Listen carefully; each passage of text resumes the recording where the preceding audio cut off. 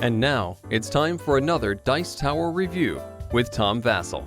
Howdy folks, I'm Tom Vasel, and today we're taking a look at Liftoff, Get Me Off This Planet, Expanded Deluxe Edition. I've already taken a look at Liftoff, Get Me Off This Planet.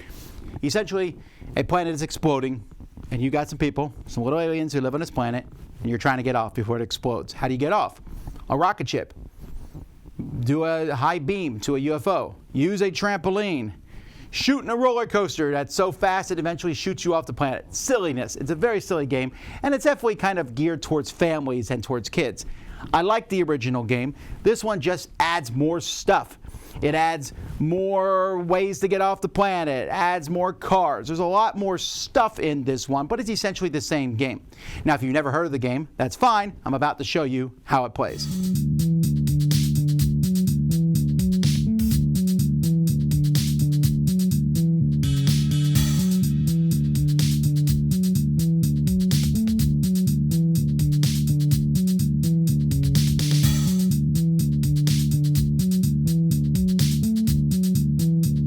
In this game, players are trying to get 10 of their aliens off the planet onto the rocket ship. The first person to get all their aliens on the rocket ship wins. If multiple players at the same time, whoever has the most resource cards in their hand wins. So when you set up the game at the beginning, you're going to set up 4 different ways to get off the planet. There's a lot. Here we have a Stargate, jetpack, a trampoline, and a rocket ship, but there's a ton in this box. A teleport, the mega coaster is my favorite to just shoot you off. The slingshot, space balloon, UFO. Here you can make your own, which I'll never do. Bonfire, wormhole, police box, miracle, I love that one too, and satellite. Each of them has a different way to get off the planet. You're going to have a cost to get onto the launch pad, and the cost is going to be different depending on the phase of the moon sometimes, depending on how many people. Only so many people can fit on one, so here you need 6. Here there's 3, and the cost to get onto the platform is 2 screws. Here you can have 1 of each player's color, and you need to have a card. And here you need 2 gas to get on the platform, etc. Sometimes it will also tell you when they can launch or how they launch. Like for example, this one can only launch in a new moon. This one, and it can't launch in a full moon or a partial moon. This one can launch in any of the phases, and it costs 6 screws to launch. So those are kind of the rules, and you can go through and see how each one's different. On a player's turn, they have 2 move actions. You can move 1 alien 2 spaces. Shooting up to the surface is 1 space. Moving over is another.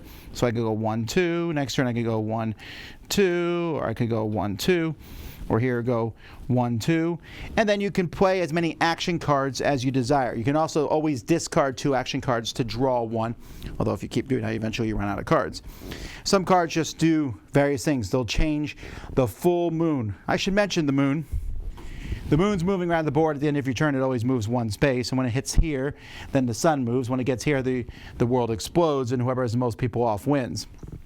But when the moon is directly above you, that's a full moon. When it's directly away from you, it's a new moon. Anywhere else, it's partial moon. And that will affect how some platforms go off. But you have cards that say you can move the moon, or all liftoff points are new moon this turn, or they're all full moon this turn. So you can change that. You could also get an extra alien point, move people back to the core, all sorts of things. But a lot of the cards are also equipment cards. Screws, gas, or wilds, which is a screw or a gas. And those you'll be spending usually to get onto points. Once you're on those points, again, you can launch if you have enough stuff to do it. Sometimes the launch requires moving a die. You have a little monster dude who's moving around the board. Wherever he goes, he messes things up, so you can move him around. Although when the moon goes past here, he goes back to the core also. These spots here, it costs 1 movement to go back up, but you can you can flip them over to the other side, and then they have different ways to get to the top. Some will require a die roll. Some you have to slowly move up through this thing here. So there's really a lot of variance in this game. But essentially, you're just going to be playing cards, mess with each other, trying to get to launch points and launch. Some launch points require you to work with other players. Sometimes you're trying to be the only person to get off. This trampoline only requires 2 people, but you got to roll a die to see, I guess, if you trampoline into a ship or not. Anyway, that's just a quick overview of how the game plays. Fantastic components. From a wonderful insert to the great artwork on the spaceships. Each one has a slightly different look to it. These are screen printed little dudes. Really like how they look. These boards fit together nice.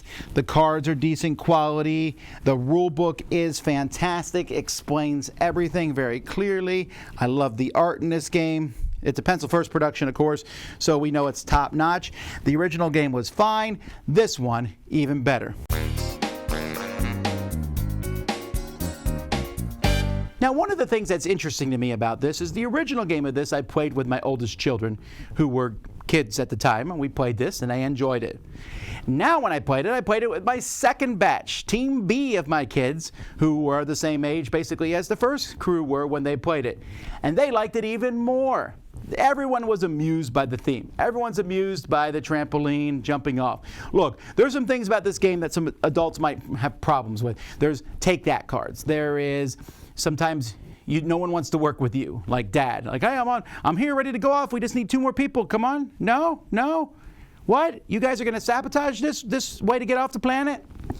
And it's just fun. It's silly. It's funny. It does not take a long time. The moon moves around fairly quickly. The sun comes down. The planet blows up, and you see how many people you got off. It could be a very serious topic, but it's done in such a silly, genteel way that I think it works for kids, works for families. There's so much variety, so many different ways to get off the planet. And nothing is that complex. It looks a little complex, but you say, okay, and this one here, we need 1 person of each color. And this one here, 6 people total. And as soon as there's 6, it automatically goes off. This one here, you can launch before everyone else gets on, but you have to pay extra costs to do so. And you're only explaining 4 of them. Now, there is a way for one to change halfway through the game, which we think is super fun. But you only have to explain 4 to the kids. It also says that those ways to the surface, you can turn them over, but I would never play with one of them. I would play with all 4 unique ways to the surface, and that adds a new wrinkle. But if you leave one as a normal way, then that's the way everyone's always going to go to the surface. So I think having the 4 different ones is fun. Good quality, plays fairly quickly, laugh out loud moments. It's a take that game that I find to be fairly enjoyable, and I have as much fun as the kids do when playing it. It's just a good thing all around. So I definitely recommend this one, especially if you have kids. Lift Off, Get Me Off This Planet, the deluxe version, very nice version of it. I'm Tom Vasel. We'll see you next time. Dice Tower Judgment approved.